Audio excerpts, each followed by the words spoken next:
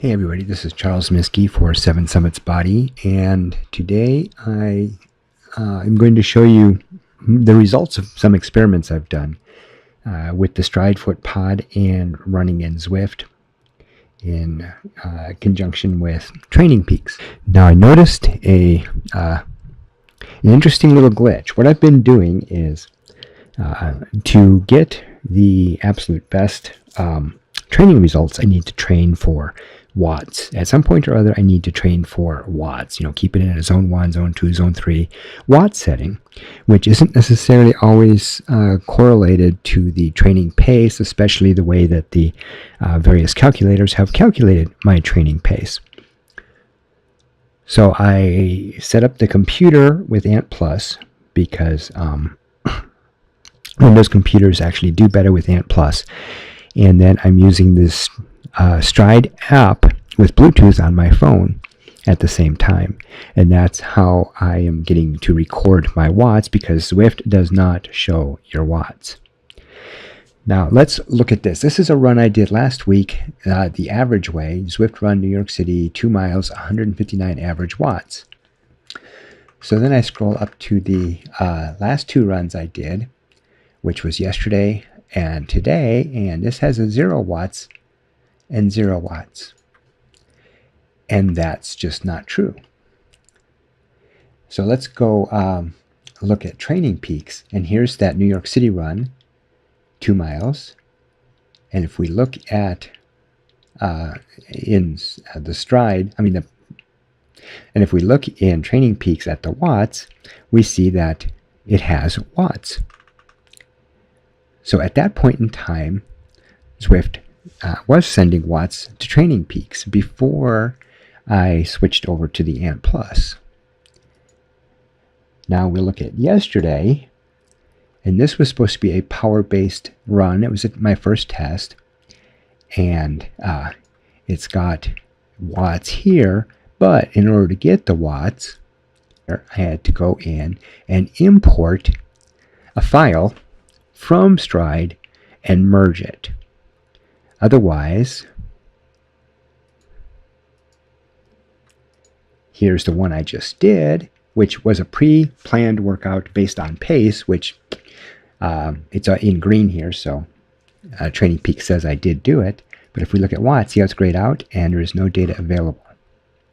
So in order to make the data available, I'm going to have to merge from Stryd. Now here's the Stryd analysis of what I did. It was 97% zone 5, maximum power 345, average of 276, 20-ish minutes, and leg spring of 0.4. And you know what this means? This means I was walking fast.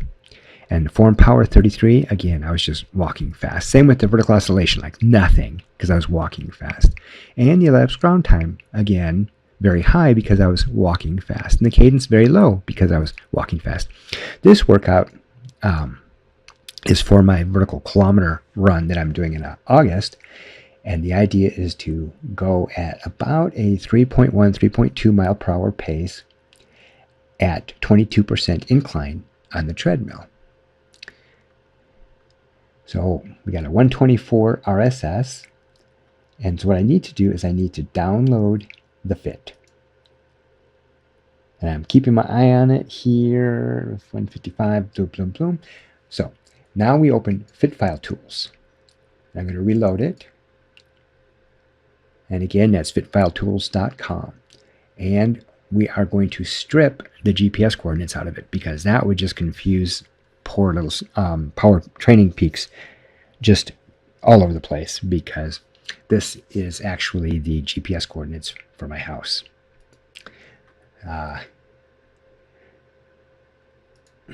Open that, and we will strip location. Go. Download. Okay. Now we go into Training Peaks, go to Files, Browse Files, and Fit File Tools 3.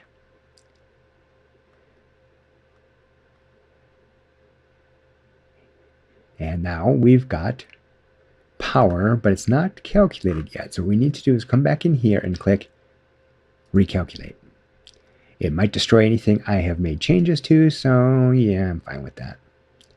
Now, let's go into here, and here now we've got average pace, calories, TSS, IFF, which has been changed now that we've got a power readings and the average work. Go back into watts and see there it's synced. Good. Took a minute to sync, and you notice here my peak 12 minute is 286. It hasn't synced for peak 20, peak 30, because I didn't hit 30 and I didn't hit 20. So all I can give me is the 12, and I was just a minute short of that, right? So the zone 7, according to Training Peaks and how they calculate my zones, was 253 to 2,000 watts, and I spent 19 minutes in that zone, which is awesome. And then like 40 seconds outside of that zone, give or take. All right, and we checked the pace, and sure enough, we're at 1850-ish, right? Okay, now I will need to check my heart rate. What the heck? And we see that I was mostly in recovery. The 117 to 150, that's based on Training Peaks' ridiculous high of threshold of 177 beats per minute. It's all good. So save and close. Now let's go to Stryd and check out some of this analysis stuff again. So we're in the run today, which again was a fast walk on the treadmill at 22% and 3.1 to 2 miles per hour. Let's check into Prove and see what this has done here. Well, I'm at 64% here, 17% here, and 26% here, which is not the best. It does show that I'm really working my muscular endurance. And it's got recommendations for all of these. And as you can see, my metabolic fitness is up here at 37. And if you look at 37, anywhere over 30 means I'm prepared for a 10K or half marathon. I'm close to a half marathon, 10K. And that's about what this is going to work out to be. Let's see how I am for muscular endurance. And yeah, I'm good and high for that. And muscular power, I still have some work to do on that, although my peak 10-second was 3:35 on this one. So feeling pretty happy on that. And here's my map compared to their 10K plan. It looks like I'm pretty heavy on zone 4 and zone 3. Not quite so good on zone 2, and not quite so good on zone 1. So I'm riding my bike a lot, so I think that covers these quite a bit, although I do have a zone 3 and a zone 2 run coming up as a test. But anyway, there we go. Just to show you that by default, Zwift is no longer syncing my watts now that I am using Ant Plus and the Stryd app simultaneously. I'm not sure how they're interfering with each other, or if it's a coincidence and Zwift is doing something else right now that I just am not aware of. So for those of you who want to emulate this, I will put up another video later on my setup and how it's all connected together. And in the meantime, I hope you have as much fun as I am with your training plans. And if you need anything, just let me know, because I'm happy to answer questions.